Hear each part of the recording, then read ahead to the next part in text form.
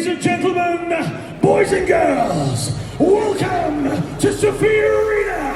This is the European Weightlifting Championship 2024. Bulgaria, are you ready? Ça filme? C'est le jour combien? 6.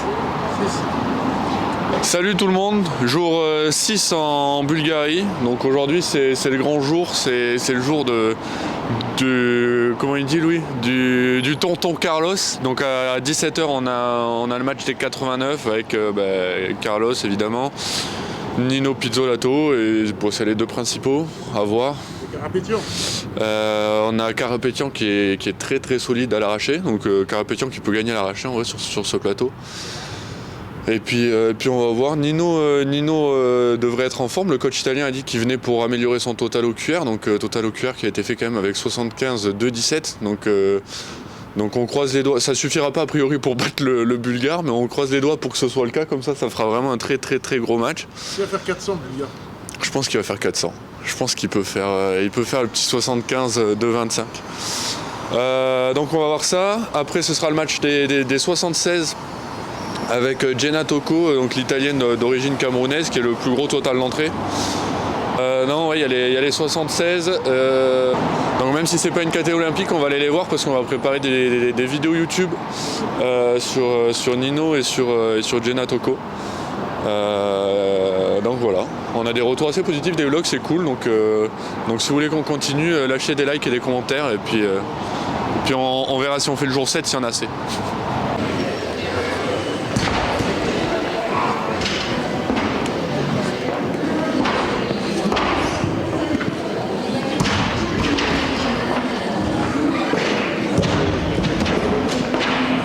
Carlos qui fait ses dernières barres le matin avant sa compète, petit décrassage.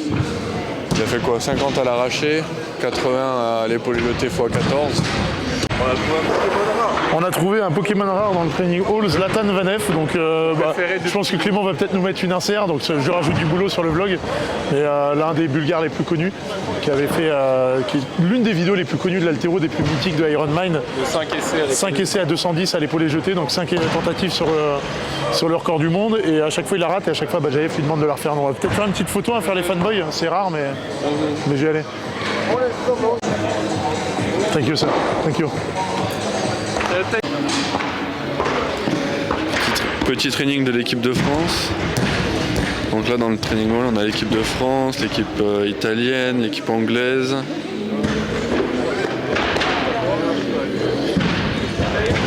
Donc là Anthony va faire un peu d'arracher des blocs, si j'ai bien compris. Romain du squat. Donc on va voir, on a raté les dernières barres de Brandon, qui a fait de l'épaulé jeté force jusqu'à 140 kg. Voilà, et là-bas on a Rodon qui s'étire. Et Tut qui vient de prendre une photo avec la gigas DR. Je suis avec Thibaut Dracius, donc qui est kiné de l'équipe de France depuis un moment, c'est ça? Bonjour, ouais, ça fait un petit moment parce que j'ai commencé à travailler avec l'équipe de France en 2016, donc là ça fait quelques années, ouais, effectivement. Ouais. Ok. Voilà. Alors, tu t'occupes de tout le monde dans l'équipe de France? Tu t'occupes que de l'haltéro ou d'autres sports aussi? Non, moi je m'occupe que de l'haltéro. J'ai travaillé avec l'athlétisme aussi un petit peu à un moment donné, avec les sprinteurs à l'INSEP, mais là je me suis concentré vraiment sur l'haltérophilie. On m'avait proposé d'aller dans d'autres fédérations, mais comme aussi j'ai des cabinets à m'occuper, etc., et s'occuper de l'équipe de France olympique, c'est tout un truc, hein. Il y a plein de choses qui sont mises en place. Ça prend beaucoup de temps, surtout que moi j'interviens à l'INSEP 3 fois par semaine, mais pas dans le médical de l'INSEP. C'est un recrutement et des fonds qui ont été développés juste pour l'haltéro, où ils m'emploient juste pour l'haltéro 3 fois par semaine, en plus des stages et des compétitions en fait. D'accord, tu t'occupes de la partie soins ou tu as aussi une partie renfort où tu vas te gérer les athlètes? Alors moi je gère tout ce qui est prévention, soins, récupération. D'accord, donc c'est moi un peu qui manage tout ça. Et c'est quoi que tu m'avais demandé? Est-ce que tu t'occupes de la partie, un peu de partie renforcement aussi, ou c'est vraiment la part des entraîneurs? Il faut savoir que les entraîneurs ils s'occupent de toute la partie préparation physique, bien qu'il y a quelques athlètes qui aient leur prépa à eux, et il y a aussi un pôle de réathlétisation à l'INSEP, hein, pour ceux qui ne savent pas. C'est-à-dire que c'est quelque chose qui vient un peu en complément du kiné. C'est-à-dire que nous, les kinés, on est censé faire la réathlée, mais eux, ils ont un pôle vraiment pour ça. Donc c'est bien. C'est-à-dire que moi, déjà, ça me délègue de certaines choses. Maintenant, il y a des athlètes comme Romain, par exemple, où je m'occupe de sa réathlée, pas de A à Z, mais il a son préparateur physique. T'as une grosse partie renfort. Voilà, il y a une grosse partie renfort avec des choses qu'on a mis en place déjà il y a au moins 2 années, tu vois, avant, pour le championnat du monde à Bogota qu'on avait mis en place à l'époque. Et du coup là on les maintient, et je les maintiens aussi pour l'équipe de France, mais c'est des individualités, c'est-à-dire qu'il y en a qui vont utiliser certaines machines comme par exemple le BFR que vous avez pu voir plus ou moins, il y en a d'autres qui vont pas l'utiliser, j'ai pas des formats généraux pour les athlètes, c'est de l'individualité en fonction des besoins. Voilà. Petite question sur le BFR justement, il y en a qui ont pu voir des stories de l'équipe de France où on voit les athlètes avec des trucs qui bloquent l'afflux sanguin. À quoi ça sert le BFR? Alors il y en a pas mal qui posent la question, est-ce que c'est de l'électricité, est-ce que c'est ci, est-ce que c'est ça, mais non, en fait c'est de l'air qui vient créer une occlusion, et en fait ça c'est une technique qui existe déjà depuis très longtemps. Les bodybuilders, si vous regardez déjà avant, ils foutaient des élastiques, des choses comme ça, sauf que c'est pas contrôlé. Là ce qui se passe c'est que maintenant ils ont mis un boîtier en place. Medup c'est un peu le leadership en Europe. Après il y a des machines aussi en Amérique qui fonctionnent bien, mais celle-là c'est la plus vendue, c'est la plus populaire. En fait cette machine donne un feedback, parce que ce qui est très important c'est d'être toujours à 80% d'occlusion maximale. C'est-à-dire qu'on va jamais au-dessus, parce que sinon ça peut être dangereux. Tu vas nécroser. Exactement, tu vas avoir des rhabdomyolyses et tout, plein de choses. Alors l'idée en fait c'est qu'il y a une occlusion, et du coup il y a le retour veineux artériel qui se fait donc du coup beaucoup moins. Donc ça permet d'avoir un espèce de choc chimique, pour faire simple. On a un choc chimique qui se produit au niveau des muscles, donc où il y a l'occlusion, avant l'occlusion. Et ça permet d'avoir un meilleur recrutement des fibres, production d'hormones de croissance, augmentation de la force, augmentation du volume musculaire avec une hypertrophie. Et pour ceux que ça intéresse, en fait, c'est une technique qui a sorti beaucoup de littérature scientifique. C'est-à-dire que c'est pas on n'est pas sur la spéculation, sur des choses comme ça. C'est une des techniques aujourd'hui qui est le plus prouvée et de manière significative. C'est-à-dire que moi, je m'appuie sur les protocoles, sur des choses de la littérature, sur des choses bien précises qu'on a mis en place même et qu'on a remasterisé avec les programmes d'entraînement d'haltéro. Et c'est quelque chose qui marche très bien actuellement. Les clubs de foot déjà l'utilisent depuis quelques temps. Et là maintenant en fait il y a le feedback, donc tu peux voir en direct est-ce que tu es à combien t'es, etc. Combien de pourcentage? Voilà, si des fois c'est un petit peu trop serré, par exemple tu peux diminuer, tu peux augmenter, mais ça doit rester toujours à 80% maximum d'occlusion. Donc principaux intérêts ça va être de l'hypertrophie, j'imagine, sans avoir besoin d'utiliser des charges lourdes. Après est-ce qu'au niveau articulaire tu as des bénéfices aussi, parce que j'ai vu que tu l'utilisais notamment pour les coudes, les genoux qui peuvent être lésés en haltéro? Exactement. Alors ce qu'il faut savoir aussi pour simplifier un petit peu la chose, c'est que quand on va solliciter à peu près à 20-30% un muscle, en fait ça équivaut à un ratio de 70%. Ce qui veut dire qu'en fait c'est artificiellement tu peux mettre de l'intensité, quoi. Exactement, peu de contraintes pour une grosse production.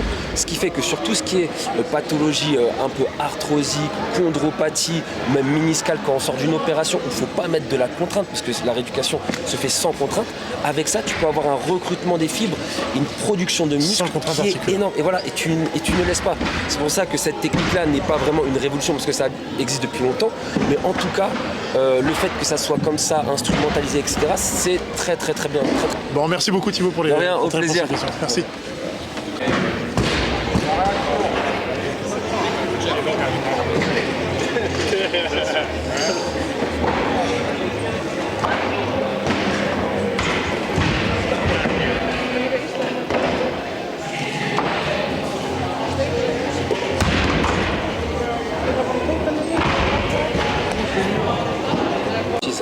Comme tu as pu voir, et j'utilise aussi un prépa pur. Ouais, vraiment. On remplace les séances des fois de squat par ça, parce que tu as un capital. Tu peux te déjeuner dessus.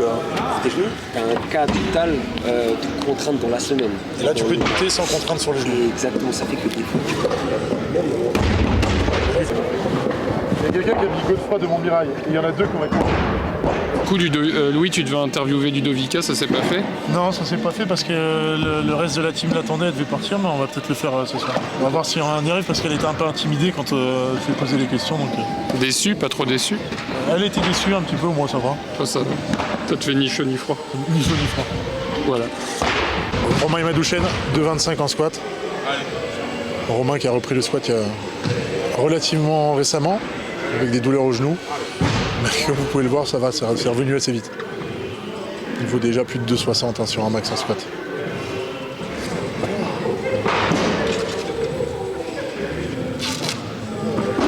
Redon, regarde, ça te dégaine. Regarde, film Redon, le camionneur. Il est tout petit. Redon, on dirait les mecs qui nous servent les trucs à l'épicerie bulgare. Donc, Romain qui monte en squat et Anto 140. Vous avez vu Anto, il est monté d'abord en mouvement de préparation, on a arraché des plots. Et maintenant, il en a arraché du sol. Avec 140. On a discuté un peu avec le staff de l'équipe anglaise, britannique. Donc quelques news. Emily Campbell qui tire en super lourde chez les femmes va sans doute arrêter sa carrière après les Jeux Olympiques. Donc désolé s'il y a des fans. Et Sarah Davis qui a tiré hier en moins de 71. Elle devrait pousser encore sur un championnat d'Europe l'an prochain. Mais c'est pareil, ce serait sans doute une fin de carrière pour l'athlète. Donc on a vu que les Anglais ils ont une... c'est pas une stratégie, mais ils ont décidé d'amener énormément de jeunes sur cette compétition. Donc ils ne font pas la compète, les jeunes, ils sont dans la délégation anglaise, ils s'entraînent dans le training hall, mais ils essaient de leur offrir un cadre, sans doute pour essayer de pousser des vocations, les motiver à fond. Et ils sont combien? On a peut-être une dizaine de jeunes anglais au sein de la délégation qui s'entraînent du coup avec les seniors, qui ne sont pas compétiteurs et qui sont juste dans un cadre comme ça pour leur donner envie de faire de l'haltéro à fond et former l'élite de demain britannique. Une autre rep à 140 pour Anto.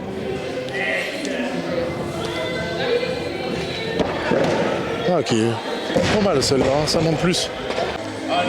Toujours sur Romain. Et là, il est à 2,45.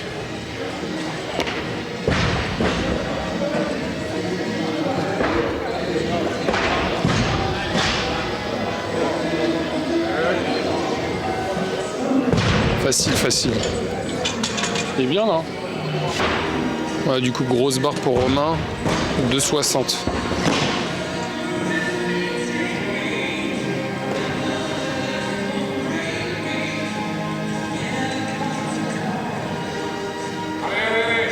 Ouais, ça monte bien en plus. Donc 2,60 pour Romain, et là il vient de charger 2,70 sur la barre.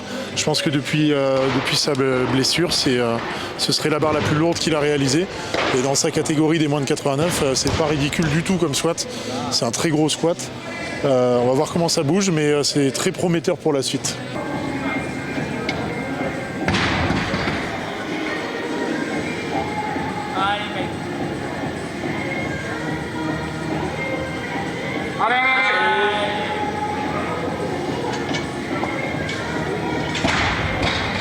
Et voilà, c'est bon pour Romain, 270 au squat. Bon rappel de force.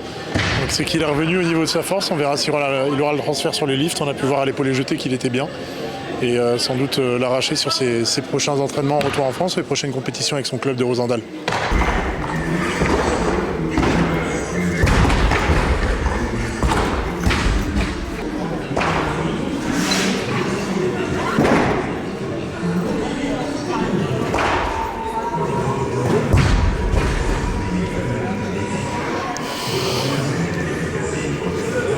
Là on vient de manger, il y a You qui a tiré en fin de matinée, qui a fait une bonne compète à l'arraché, 37 où il fait record plus 1. Et à l'épaulé jeté, il réussit sa première barre 67, il rate sa deuxième à 71. Et la troisième à 71, il la rate au moment de ramener les pieds. Donc dommage, il passe pas loin de faire un record au total. Là le training hall ça commence à se calmer un petit peu. On a toujours pas mal d'athlètes intéressants mais qui approchent de leur échéance de compétition. Donc c'est vrai que les lifts sont un peu moins impressionnants. On a quelques arrachés un peu lourds encore chez les super lourds. Marty Rosier, on vient de faire 140 ou 150 à l'instant. On va aller faire un tour pour voir ça. Et non, là on a pu rattraper un peu le retard sur les vlogs et ce soir il y a le plateau que tout le monde attend, donc des 89. Et ouais, le deuxième gros plateau qu'on attendait fort, c'était celui de l'achat. Comme vous avez pu voir dans notre magnifique vidéo, a priori, on n'aura pas quoi. A priori, c'est le début de la fin. Il est blessé et il va pousser jusqu'aux Jeux Olympiques et puis ce sera fini quoi.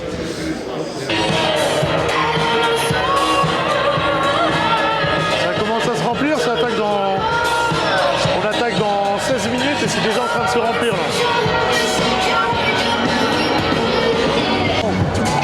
Tiens. Alors tu paries sur qui? Je parie évidemment sur Carlos Nazar qui est chez lui imbattable. Avec quoi comme barre? Quoi comme barre et Nino il va faire quoi et Carlos il va faire quoi ça? Carlos je pense qu'il va faire 2,24 à l'épaule jetée. Il avait déjà fait l'entraînement mais je pense qu'il va la refaire. Et Nino aucune idée mais je pense au moins 215. Allez on va demander à plein de gens. For the video, what do you think Carlos and Nino will hit? What they will hit. I don't know what they will hit, but I think there's a very good chance that Nino beats Carlos. I think too, but I'm an Italian fan. With what numbers? For Carlos, Yeah. 176, 222. And you feel Nino will beat him with that number? That's it. Carlos will win with those numbers. But I think Carlos, the home crowd is going to get him energized, and he might, his technique might let him down. Okay, we'll see. Thanks. We'll see. Yeah, thanks. For the video, who do you think will win and with what numbers? Well, obviously I think Carlos will win, but I'm going to go with... it's tough to say with the snatch because I don't think he can do the 81. I think he would like to do the 81. But I think for sure he'll do 224 and he'll leave 225 for the Olympics, I think. But I'll just say 75, 224. Okay, thanks. We'll see. Yeah. Bon, et toi Louis, tu penses que qui va gagner avec quel nombre? J'ai pas entendu les pronos de tout le monde, mais je dirais 75 de 25 pour Carlos Nazar. Ça ferait un total à 400. Après, le 75 à l'arraché, je pense qu'il est un peu moins fiable. Donc à voir. Et à voir si c'est pas cramé sur les derniers jours en faisant le show dans le training hall, parce qu'il a quand même fait une pré-compète de fou furieux. Et après l'Italien, il essaiera d'aller chercher à l'arraché avec 76. Et il s'arrêtera sur un de 17 ou de 18 à l'épaule jetée. Voilà, c'est mes pronos.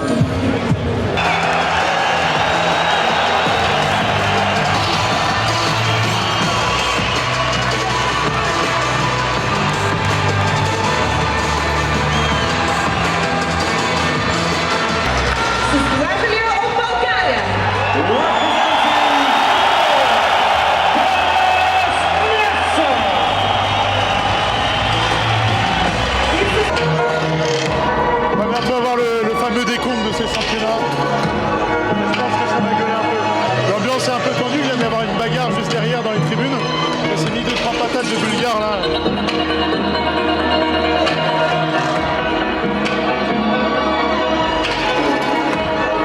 Louis, est-ce que c'est pas la première fois que le son est à la hauteur de l'événement? Voilà, là, on gueulait parce que le son était trop fort depuis le début de la compète, mais là on est content. Là on est en plein dedans là. Ladies and gentlemen, boys and girls, welcome to Sophia Arena. This is the European Weightlifting Championships 2024. Bulgaria, are you ready?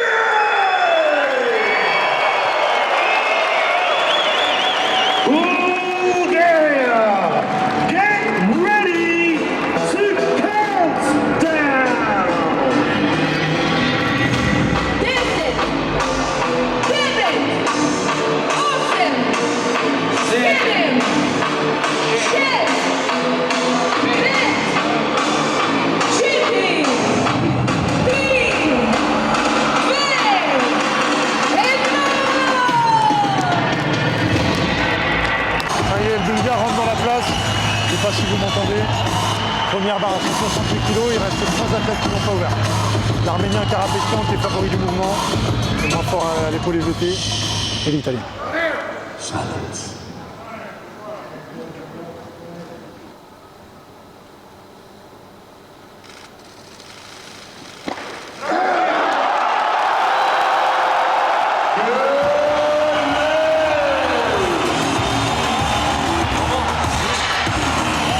Première barre réussie avec pas mal de facilité. Je pense qu'on n'imagine pas la pression qu'on peut avoir en train de viser un arena comme ça, parce que l'ambiance est monstrueuse. Hein. Même en Arménie, on n'a pas vécu ça. C'est furieux. Évidemment, le rival qui suit, Pizzolato, le seul homme qui pourrait battre les Bulgares. Hein. En tout cas, c'est ce qu'on dit là. Pizzolato qui est venu pour améliorer son total, donc il lui faut au moins 73-75 à l'arraché.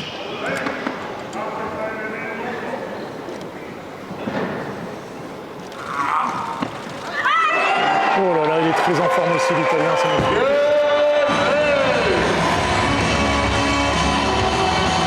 Bon Louis, après les premiers lifts, bon désolé sans zoomer on est trop près, après les premiers lifts tu penses que qui va gagner? À l'arraché, Nino a l'air un peu plus en forme, mais on ne sait jamais, hein. Il va y avoir un échec. Si Nino ne prend pas d'avance à l'arraché, c'est presque foutu, donc il faut que l'Italien sorte un 75 ou 78. Tu préférerais que qui gagne? Juste pour l'ambiance, le Carlos Nazar, mais moi je pense qu'il y en a un qui est plus clean que l'autre, il faut quand même respecter ça.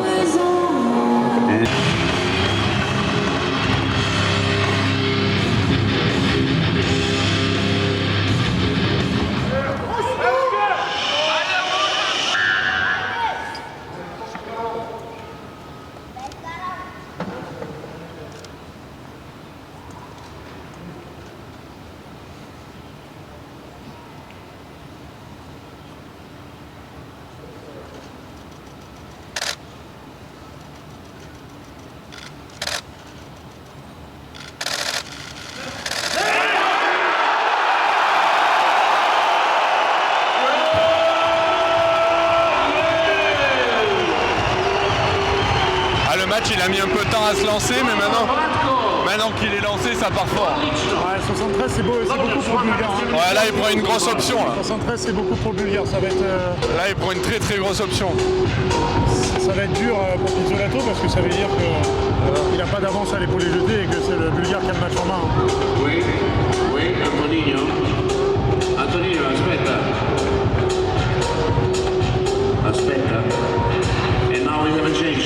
Ouais, Nino il a l'air chaud patate, il vient direct sur le... Nino il est déjà sur le plateau alors qu'il n'a même pas encore été appelé. Les chargeurs n'ont même pas encore mis 175 et là on a... Il a l'air chaud là, et comme vous avez pu le voir, ça va vite. Antonino, Pizzolato. Comme un lion en cage. Allez Nino. Bah il va chercher. Alors on souhaite que l'Italien il va chercher. Allez. Ne serait-ce que pour le spectacle. Il était facile à 70. Allez. Allez.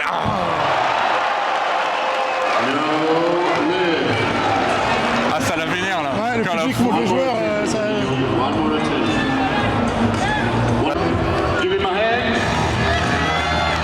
Nino qui revient. Allez on croise les doigts pour que ça passe pour avoir un match de fou. Dernière barre pour l'Italien. Ouais. Il faudrait qu'il fasse taire un petit peu le public bulgare. Putain, faut qu'il aille la chercher là. Allez. Allez. Ah And that's a no-win for Antonino. Grazie mille. Voilà, ça paraît compliqué là. Là, ça va être chaud là. Remaining on the same weight, 100. Loaders, please. 176 on the bar. If successful, this will be the new junior world record. Donc Carlos a déjà gagné. Et là, il va essayer de chercher un record du monde junior avec 176 kilos.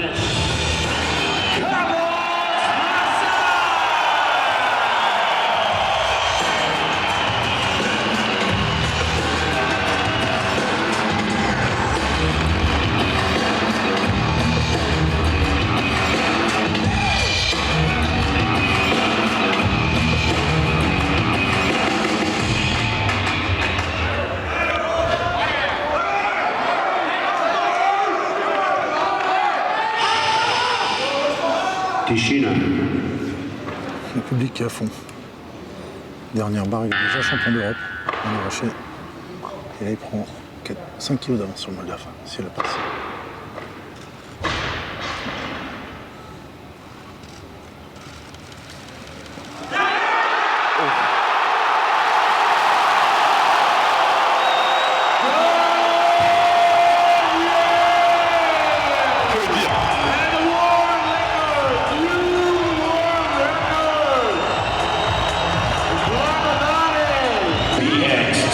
Fin d'arraché, Carlos Nazar, le Bulgare, qui prend 5 kg d'avance sur l'Arménien, mais surtout 6 kg d'avance sur son rival, qui est le seul qui pouvait le tenir au total, l'Italien.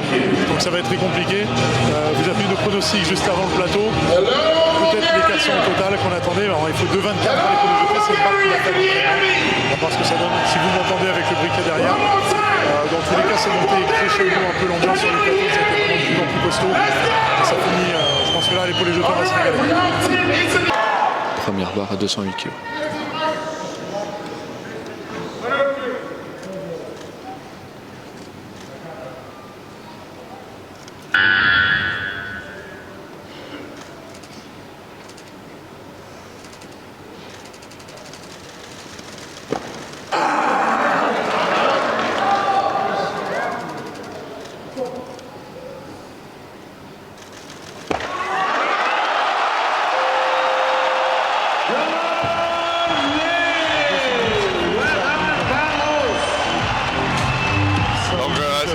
On s'y attendait.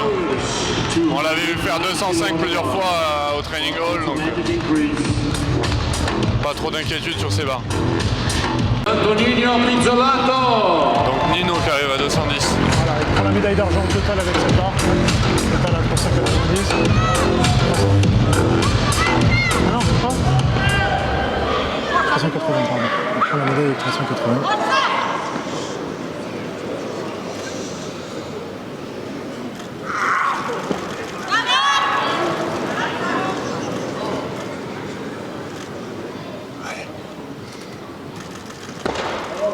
Très gros jeté de Pizzolato. Pour l'instant, il a l'air plus facile que Nazar. Nazar a jamais l'air facile. Now Lotus 211 kg. Par contre, l'épaulé, il avait l'air très facile.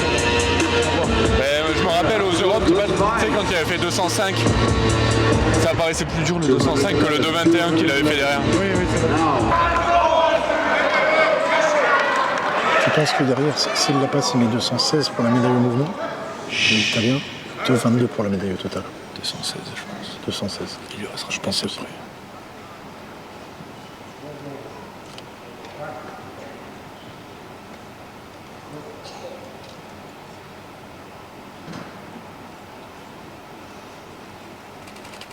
Il va être plus facile que celui d'avant.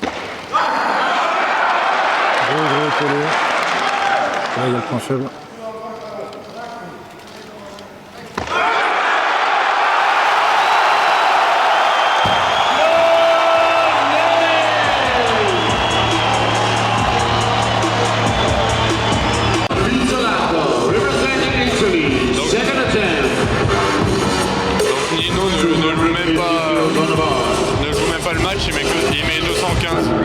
Le problème, c'est que si là Nino passe.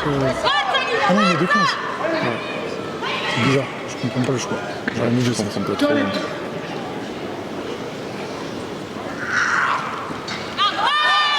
Très gros épaulé.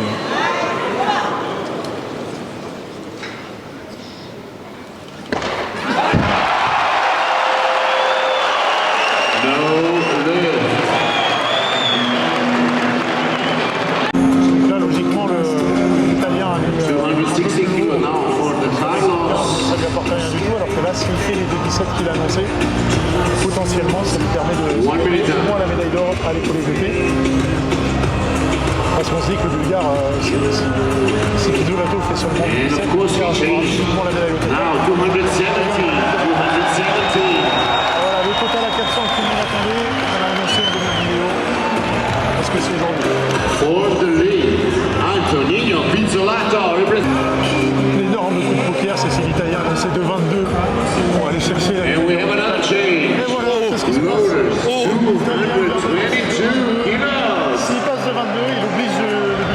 is amazing. Un énorme double For the lead, sympa, c'est là. 1 minute down. Representing Après, il avait l'air loin en jeté quand même. Pizzolato. Ouais, mais là, il va y avoir l'adrénaline sur celle-là. La 215 lui apporte rien du tout. S'il la passe, Pour le coach italien qui nous disait qu'ils n'allaient pas jouer le match, ça ressemble quand même à quelqu'un qui joue le match. s'il la passe, ça devient l'une des plus belles parties. Come on, give it a hand for great Anthony. Grande Antonino.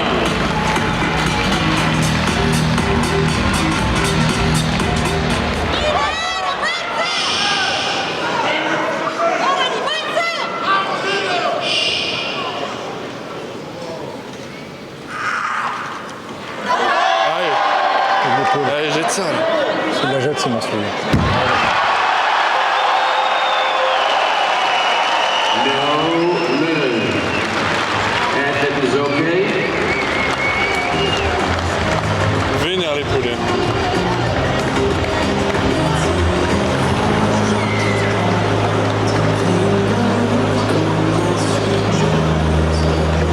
Just lost of oxygen for a second.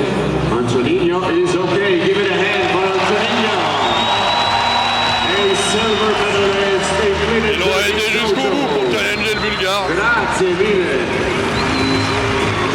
Loaders now for the new world record attempt. Please load the bar. 224. Oh, I'm sorry. Carlos Nasser decided to resign from the competition. And here is your winner, Carlos Nasser, gold medal and European champion, up to 89 kilo category. Il a raison. We'll be very shortly with the medal presentation. Don't go anywhere. Thank you. Du coup, je me posais une question. Il vous reste un peu de bave ou pas? Mais moi, j'ai surtout parlé avec Pizzolato, donc ça va. C'est Arthur et Clément qui se sont occupés de Ludovica et de Julia. Good. Good. Je suis avec Ludovica, une des haltéros italiennes qui a fait vice-championne d'Europe dans la catégorie des moins de 55 kg. Je vais lui poser quelques questions. La première, c'est que c'est une très jeune athlète, elle a seulement 18 ans, médaille européenne. Donc je vais lui demander à quel âge elle a commencé l'haltérophilie. Ho iniziato a 12 anni per quest'anno, adesso a settembre ci saranno i mondiali junior e quindi ci prepariamo bene per quelli. Je vais lui demander pourquoi elle avait des bancs de genoux qui étaient différentes au squat et à l'épaulé jeté. Allora, nello squat uso le fasce elastiche perché mi trovo più comoda, cioè nel senso perché sciolgo le riallaccio, mi trovo più comoda. Mentre per lo slancio io non mi piace, non riesco a perdere tempo magari finché faccio le alzate e quindi metto le fascette per i polsi e le tengo ferme perché non c'ho tempo di riallacciarle. D'accord. Et là, je lui demande pourquoi elle descend pas sur tous ses squats en profondeur complète. Et souvent, elle s'arrête avant d'aller cul au sol et vous nous avez demandé pourquoi ça pouvait être. Perché per me gli squat si fanno solo in accosciata, cioè penso che non siano allenanti in mezzo, nel senso almeno per lo sport che faccio io et pour il mio lavoro non avrebbe senso. Voilà. Une autre question sur son arraché maintenant, elle part avec les pieds qui sont très serrés. Position de départ. Je demande pourquoi elle part avec cette position. Allora, perché il mio allenatore per le mie leve, cioè secondo le mie leve, i miei punti di forza fisici, pensa che sia meglio tenere i piedi così. Io personalmente mi ci trovo molto bene. La question c'est plus générale sur l'équipe d'Italie, c'est une des meilleures équipes d'Europe maintenant. Et je vais lui demander un petit peu combien de séances elle fait par semaine, combien de fois elle fait du squat par semaine et si elle fait beaucoup de renforcement. Allora, io personalmente in palestra da noi io faccio parte del gruppo dei piccoli, quindi non c'entro con la squadra senior che voi vedete alle gare. Mi alleno con quelli più piccoli. Noi il lunedì, mercoledì e venerdì facciamo 4 sessioni di allenamento al giorno, 2 mattina e 2 pomeriggio. E ovviamente prima di una gara importante, martedì, giovedì e sabato doppio e domenica squat solitamente 3 barra massimo proprio 4 volte a settimana. Sì, ogni giorno facciamo esercizi di potenziamento con i pesi. Dovrei tipo di crederci fino alla fine, di andarci convinti. Je lui ai demandé, je lui ai dit qu'elle avait une grosse agressivité sous la barre et ce qu'elle avait comme conseil pour les gens qui avaient des soucis justement pour passer vite sous la barre. Et voilà, ce sera tout pour l'interview, je la remercie. Thank you, grazie a voi. Grazie mille. Thank you. Give me one exercise for people that struggle with slow elbows on the jerk. Press out. One exercise, because we know that you're Ukrainians. Push jerk. Push jerk. Push jerk and pause push jerk. Pause, balance. And pause in the catch too? Pause in the dip and pause in the catch. Thank you, man. Bye. Have a good night. On va en profiter, le plateau des moins de 76 vient de se terminer, donc si on ne se fait pas virer, parce que tout le monde est en train de quitter la pièce, on vous fait un petit tour quand même des installations. C'est la seule occasion sans doute qu'on aura. Juste à côté de moi, vous avez la table des jurys. Donc c'est ici que le drama se passe. Il y a un lift qui est invalidé, en tout cas revisionné par le jury, c'est eux qui décident. Ils sont tous les 5, je crois qu'ils sont 5, il y a 5 feuilles. Ils sont tous les 5 à regarder le lift et si la décision est unanime, ils peuvent invalider la décision des arbitres. Juste à côté, vous avez le plateau de compétition. Donc vous voyez quand même, le jury est très bien placé, mais dans tous les cas, il revoit la vidéo juste après. Les 3 chaises que vous avez là, devant, c'est évidemment les 3 arbitres.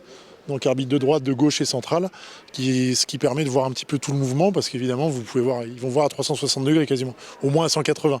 Un qui pourra regarder vraiment le bras droit, l'autre le bras gauche, et un qui pourra regarder les deux en même temps. Tout ce qui est là, du coup, au niveau des officiels, c'est tout ce qui est secrétaire, speaker, donc juste à côté, je vais y aller pour que vous puissiez voir. C'est ici qu'on appelle les athlètes, c'est ici que le speaker fait les annonces pour essayer d'ambiancer un peu le public, et tout ce qu'il y a derrière, c'est tout ce qui est système vidéo et son. Par contre, si on veut aller voir où se passe le live stream, c'est de l'autre côté complètement. C'est là où il y a la team de Weightlifting House. Donc on va faire le petit tour. Encore une table d'officiels, hein, ils aiment bien, il y en a partout. Juste en face là-bas, du coup, vous avez quelques appareils photos qui sont posés. C'est les photographes de la Fédé européenne d'haltérophilie et de la Fédé internationale. Et vous avez tous les commentateurs du live qui sont là. Donc à voir, peut-être que si on arrive à grossir assez, on pourra faire les commentaires en français. Parce que ça n'existe plus maintenant sur ces compétitions-là, maintenant que Weightlifting House a acheté les droits pour broadcaster sur Internet. Donc peut-être que sur une compétition, ce sera nous qui pourrons vous faire la retransmission en français sur l'haltéro. Voilà. D'autres trucs ou pas? On va essayer d'aller derrière. Allez, on va tenter. Donc, how you doing? On va tenter. Je pense qu'on va juste marcher tout droit et peut-être qu'on se fera arrêter. Mais si possible, on tente un Clem. Donc, juste sur le matos de compétition, évidemment, vous avez tous les poids qui sont là. Donc, Clément va pouvoir les filmer, les beaux poids Z cassés. Les athlètes se plaignent un peu de la dureté du grip sur les barres. Ils ont tous les mains ensemble, mais bon, c'est bien, ça permet d'éviter de se faire mal aux mains quand on fait son mouvement. Et vous avez aussi les petites poutres qu'on ne voit pas sur toutes les compétitions de petit niveau, mais au niveau international, c'est obligé pour protéger les arbitres si la barre roule. Allez, on fait le tour, parce qu'après, on doit faire des photos. Tu pourrais presque te mettre sur la scène pour montrer ce que voient les athlètes ou... Ah ben après. Mais on va laisser Donc côté warm-up, pour l'instant personne ne nous a arrêtés. On va faire des plans le plus vite possible. Vous avez tous les plateaux, donc c'est agencé un petit peu comme au dernier championnat du monde, au championnat d'Europe. Non d'ailleurs pas au championnat du monde, au championnat d'Europe. Ce qui fait que quand vous allez tirer, vous n'êtes jamais en face de quelqu'un. Ils sont tous en quinconce, vous êtes tous face à la salle, donc vous avez un petit peu tout le monde devant vous, parce que là vous avez le tableau d'affichage, vous avez les coachs lors des compétitions qui viennent sur le tableau, où il y a tous les lifts qui sont indiqués, comme ça ils peuvent gérer l'échauffement de leurs athlètes, ils savent quand l'athlète va passer, s'il reste 16 barres, 18 barres et ainsi de suite. Évidemment c'est un peu de l'estimation en fonction de ce que font les autres, mais comme ça permet de gérer l'échauffement, d'arriver pile poil chaud sur le plateau, pas avec trop de récup, pas assez de récup. Et ça permet aussi de potentiellement essayer de passer devant un adversaire. On voit vite s'il faut 1 kg de plus, 2 kg de plus en fonction de ce qui fait à l'arraché, l'épaulé jeté. Voilà, donc je pense que quand la salle est full ici, vous avez la plupart des coachs qui sont attroupés devant le tableau en train de regarder ce qui se passe et les athlètes dans leur coin en train d'essayer de performer à fond. Donc évidemment, tous les plateaux sont numérotés. Je pense qu'on les voit à la vidéo.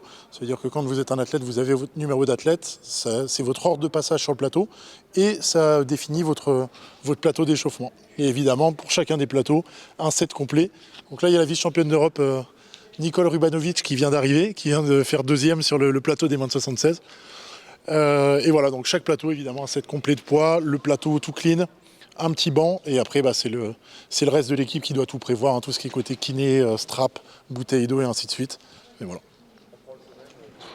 Ah bah ouais, comme dit Clément, on va prendre le chemin que les athlètes empruntent. Donc une fois qu'ils sont appelés, que le chrono est parti et qu'il leur reste 1 minute, ils doivent filer par ici. Passer dans le couloir. Donc le couloir est tout petit ici, hein. Quand on était à Riyad, il fallait faire quasiment 15 mètres dans un espèce de couloir avant d'arriver sur le plateau de compétition. Là, vous avez seulement le petit couloir à passer. Et donc le mec de Nicole Rubanovic qui va tirer demain chez les moins de 96. Donc il passe ici. Et après, Clément va vous faire tout le chemin. Dès qu'on arrive, on bascule, on arrive sur le plateau de compétition qui est juste là. Un énorme plateau de compétition, c'est un plateau de 4x4, on a l'impression qu'il fait 2 tonnes, mais bon, il doit tenir toute une compétition, et c'est vraiment un gros truc, hein. Mais si ça coûte le même prix que les Leico, et je pense que ça coûte le même prix, ça coûte une blinde, et lorsque vous êtes un athlète et que vous êtes au championnat d'Europe, c'est ce que vous voyez devant vous. Heureusement, la salle est un peu éteinte et on voit pas tout le public, parce que sinon ça peut être un peu intimidant, surtout si vous appelez Carlos Nazar et que les gens ont beaucoup d'attentes vis-à-vis de votre performance du soir. Vas-y. C'est fini pour ce 6e vlog. On se retrouve demain pour ce qui restera d'intéressant dans le training hall, parce que la plupart des athlètes ont fini leur entraînement lourd ou alors sont retournés dans leur pays s'ils ont fini de tirer. Et pour le plateau des moins de 81 féminins, qui est un plateau olympique, donc avec des grosses performances attendues, et le plateau des moins de 96 chez les hommes. À demain tout le monde.